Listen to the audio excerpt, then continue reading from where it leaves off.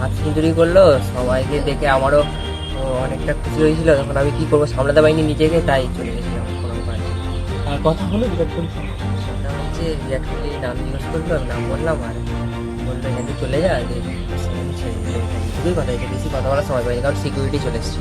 শনিবারের স্বর্ণালী সন্ধ্যায় কলকাতা আইপিএল এর কেকেআর এবং আরসিবির টান টান ম্যাচ বিরাট কোহলির অর্ধশতক পূর্ণ হওয়ায় পরই যে ব্লকের দিক থেকে ফেন্সিং টপকে মাঠের মধ্যে ঢুকে পড়ে ঋতুপর্ণ।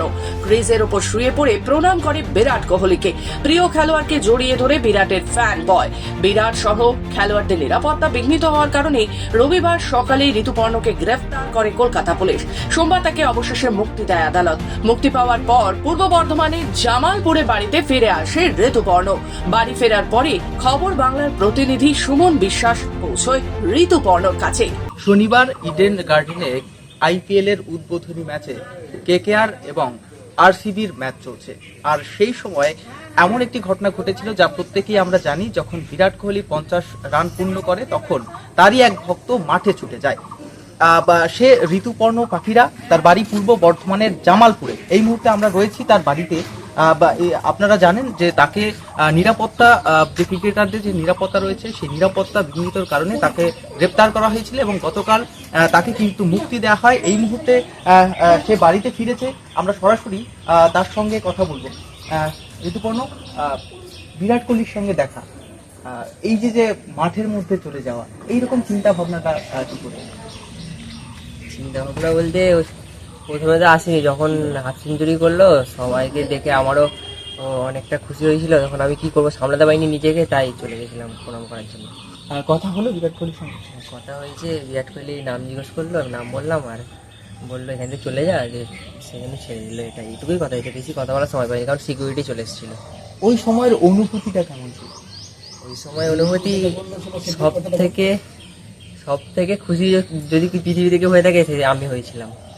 বিরাট কোহলিকে তুমি ভগবান বলছিলে, তার আমরা দেখতে পাচ্ছি তুমি যে মাথায় যেটা পরে রয়েছে তখন পরেছিলে এবং সেটা তার পায়ে ঠেকেছে, এই বিষয়টা নিয়ে কি বলবো? সেটাই বলতে, এই জামাও পরেছিলাম, জামা দিয়ে স্যার আমাকে জড়িয়ে ধরেছিলেন, এই মাথায় এইগুলো সব আমি ফ্রেম করে রাখবো। ওইগুলো ওটা তুমি বলছিলে যে এটা আমি আর খুলবো না? না, কোনোদিন খুলবো না, ফ্রেম করে রাখবো। আচ্ছা, অ্যারেস্ট যখন পুলিশ তোমাকে নিয়ে গেল, সেই সময় তোমার কি কোনো ভয় বা মনে হচ্ছিল যে এটা করে? না, কিছু ভয় মনে হয় না, কিন্তু করা ঠিক না জানি, কিন্তু ভয় কিছু মনে হয় না। যা হবে দেখে নেবো, আগে যা হয়েছে মানে তোমার জীবনের সব থেকে বড় একটা পাওয়া সেটা করে নিয়েছি। আচ্ছা, আর যা হবে আবার দেখে নেবো, এটা ভেবেই আমি মাঠে চলে গেছি।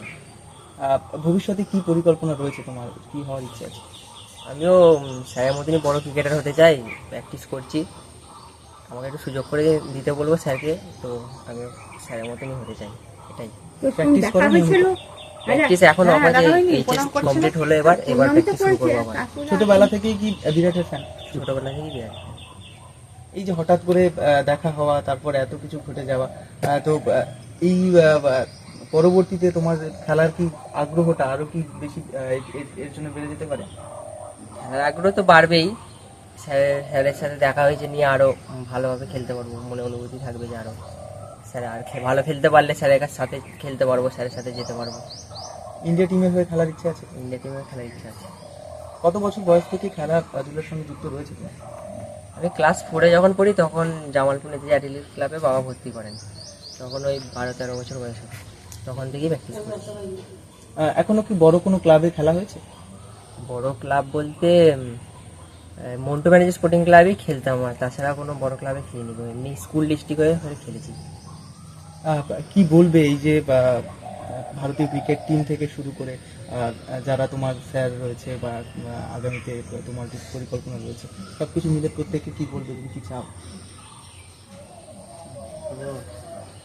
কিছু কথা বলতে পারছি না, মাথায় আসছে না এখন।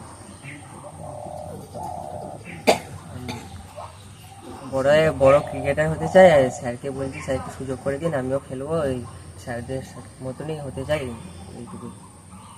আমরা কথা বলছিলাম ঋতুপর্ণ পাখিরার সঙ্গে, যে কিনা ইতিমধ্যেই সমস্ত টিভি চ্যানেল থেকে শুরু করে সোশ্যাল নেটওয়ার্কে ভাইরাল হয়ে গেছে, বিরাট ফ্যান নামে যে পরিচিত হয়ে গেছে এবং সে সত্যিই এমন একটি কাজ করেছে হয়তো যেটি প্রোটোকলকে বিঘ্নিত করেছে, নিরাপত্তা অনেকটা সে হয়তো ভুল করেছে, সে নিজেও বুঝতে পারছে, কিন্তু তার যে আবেগ, তার যে অনুভূতি যে বিরাট তার কাছে ক্রিকেট ঈশ্বর, আর তাকে একবার ছুঁয়ে দেখা এটা যেন তার কাছে ভগবানকে ছুঁয়ে দেখার মতো। এবং সে যেটি বলছে যে মাথায় যেটি পড়ে রয়েছে, যে ব্যাচটা রয়েছে, যে সেটা বিরাট কোহলি মানে তার ভগবানের পায়ে ঠেকেছে, সে সেটাকে ফ্রেম করে রাখবে এবং সে সেটা কখনোই হাতছাড়া করতে চাইছে না। এরকমই বিরাট ফ্যান কিন্তু দেখা গেল শনিবার ইডেন মাঠে, এবং যাকে ঘিরে কিন্তু এই মুহূর্তে চাঞ্চল্য রয়েছে পূর্ব বর্ধমানের জামালপুরে, এবং তাকে গ্রেপ্তার করা হয়েছিল।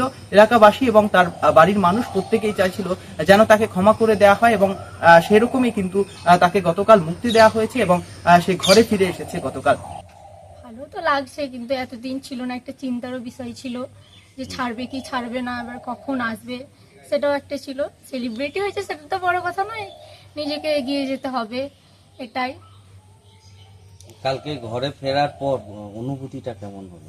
খুবই আনন্দ হয়েছে। সেই ভাই যে যে জার্সিতে ভাইকে দেখা, যে উন্মাদনায় স্টেডিয়ামে দেখা, কেমন লাগছিল? খুবই ভালো লাগছে, বিশ্বাসই করতে পারিনি ভাই চলে গেছে ওখানে, তারপরে বাড়ি এলো যখন খুবই আনন্দ হয়েছে। ঘুমাতে খেতেও পারিনি, মানে কি হবে সেটাও তো বুঝতে পারছিলাম না। যেহেতু স্যার ছেড়ে দিয়েছেন, জজ সাহেব ছেড়ে দিয়েছেন, ভালো লাগছে, অবশ্যই ফিরে এসেছে, চিন্তাটা মুক্ত হলো। এটাই বলবো, চিন্তাটা তো মুক্ত হলো, এবার ওকে ভালোভাবে আরো প্র্যাকটিস করতে হবে, প্র্যাকটিস করবে। ওদের স্যারও যথারীতি ফোন করেছিলেন, স্যার অবশ্যই শনিবারে যেতে বলেছে, শনিবারে যাবে, ওকে পাঠাবো, ভর্তি হবে, খেলবে, স্যারের মতনই, বিরাট কোহলি স্যারের মতনই ওকে হবার চেষ্টা করতে হবে। পূর্ব বর্ধমান থেকে সুমন বিশ্বাস, খবর বাংলা।